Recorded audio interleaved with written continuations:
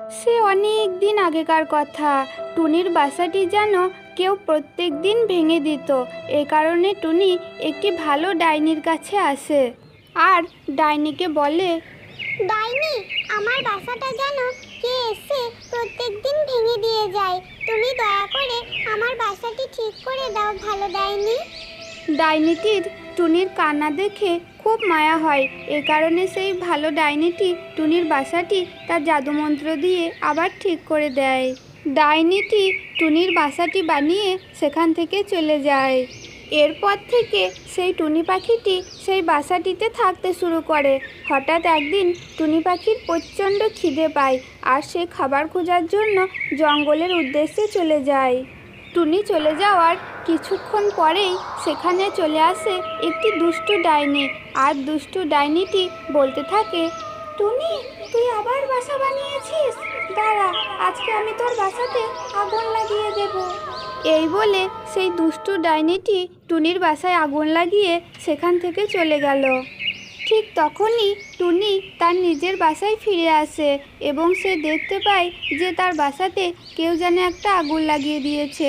আর টুনি তখন প্রচণ্ড কান্নাকাটি করতে থাকে। টুনির কান্নাকাটি দেখে সেখানে একটি পরী নেমে আসে আর পরী টুনিকে বলে, টুনি, আমি তোর বাসাটিকে আবার আগের মতো করে দিতে পারি যদি সবাই এই ভিডিওটিতে একটি লাইক এবং চ্যানেলটিকে সাবস্ক্রাইব করে দেয়। বন্ধুরা, প্লিজ এই চ্যানেলটিকে একটু সাবস্ক্রাইব করে দিও আর ভিডিওটিতে একটু লাইক করে দিও। এরপর সেই পরীটি টুনি পাখিকে এমন একটি বাসা দিল যেটিকে কেউ কোনোদিনও কিচ্ছু করতে পারবে না। বাসাটি পেয়ে তো টুনি পাখি অনেক খুশি হয় আর সে সুখে শান্তিতে বসবাস করতে থাকে। মণিপুর নামক একটি জঙ্গলে একটি বক বসবাস করত, কিন্তু সেই জঙ্গলে মাছের খুবই অভাব ছিল।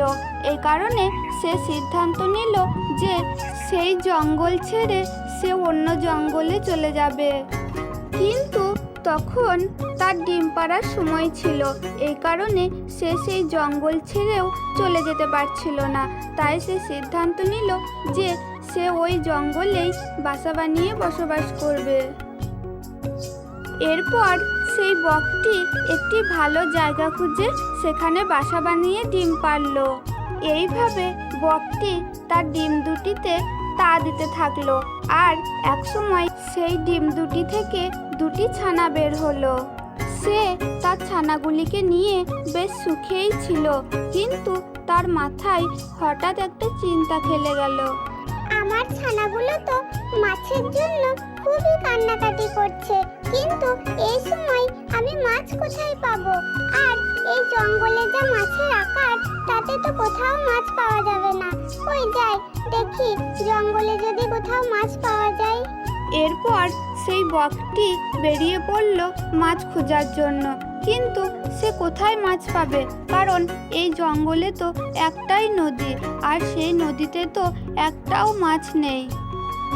এরপর সেই বকটা সেই জঙ্গল ছেড়ে বেশ কিছুটা দূরে একটি নদীতে গেল এবং সেখানে সে বেশ অনেক কটা মাছ পেল আর সে সেই মাছগুলোকে নিয়ে তার ছানার কাছে চলে এলো।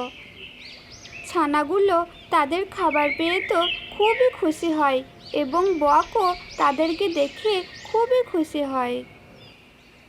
তো বন্ধুরা, এই গল্পটি তোমাদের কেমন লাগলো? যদি ভালো লাগে তাহলে অবশ্যই চ্যানেলটাকে একটু সাবস্ক্রাইব করে দেবে এবং একটি লাইক করে দেবে। ধন্যবাদ সকলকে।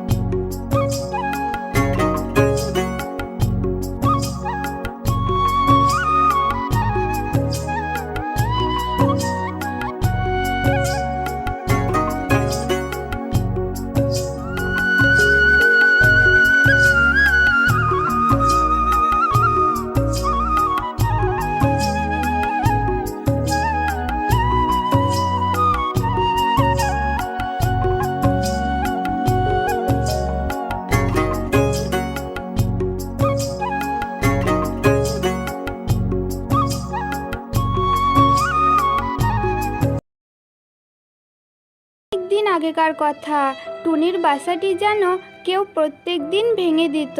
এ কারণে টুনি একটি ভালো ডাইনির কাছে আসে আর ডাইনিকে বলে, ডাইনি, আমার বাসাটা যেন কে এসে প্রত্যেকদিন ভেঙে দিয়ে যায়। তুমি দয়া করে আমার বাসাটি ঠিক করে দাও ভালো ডাইনি। ডাইনিটির টুনির কান্না দেখে খুব মায়া হয়। এ কারণে সেই ভালো ডাইনিটি টুনির বাসাটি তার জাদুমন্ত্র দিয়ে আবার ঠিক করে দেয়। ডাইনিটি টুনির বাসাটি বানিয়ে সেখান থেকে চলে যায়। এরপর থেকে সেই টুনি পাখিটি সেই বাসাটিতে থাকতে শুরু করে। হঠাৎ একদিন টুনি পাখির প্রচণ্ড খিদে পায় আর সে খাবার খোঁজার জন্য জঙ্গলের উদ্দেশ্যে চলে যায়।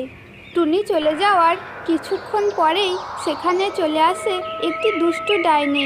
আর দুষ্টু ডাইনিটি বলতে থাকে, টুনি, তুই আবার বাসা বানিয়েছিস? দাঁড়া, আজকে আমি তোর বাসাতে আগুন লাগিয়ে দেব। এই বলে সেই দুষ্টু ডাইনিটি টুনির বাসায় আগুন লাগিয়ে সেখান থেকে চলে গেল। ঠিক তখনই টুনি তার নিজের বাসায় ফিরে আসে এবং সে দেখতে পায় যে তার বাসাতে কেউ যেন একটা আগুন লাগিয়ে দিয়েছে। আর টুনি তখন প্রচণ্ড কান্নাকাটি করতে থাকে।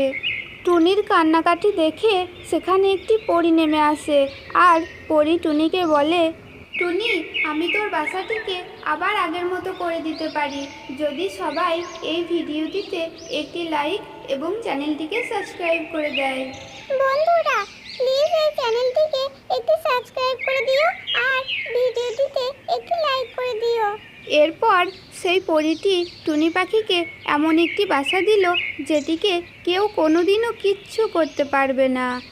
বাসাটি পেয়ে তো টুনি পাখি অনেক খুশি হয় আর সে সুখে শান্তিতে বসবাস করতে থাকে।